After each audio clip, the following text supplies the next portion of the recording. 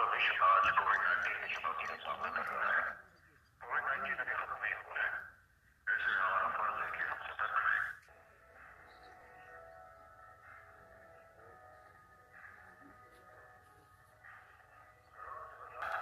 खांसी जुकाम के साथ लेने में कठिनाई होने पर हेल्पलाइन नंबर 1075 पर नया साल कोविड-19 वैक्सीन मिलने और सभी नई नियम लेकर आया है। भारत में बनी वैक्सीन सुरक्षित और प्रभावी। भारतीय वैक्सीनों पर भरोसा रखें।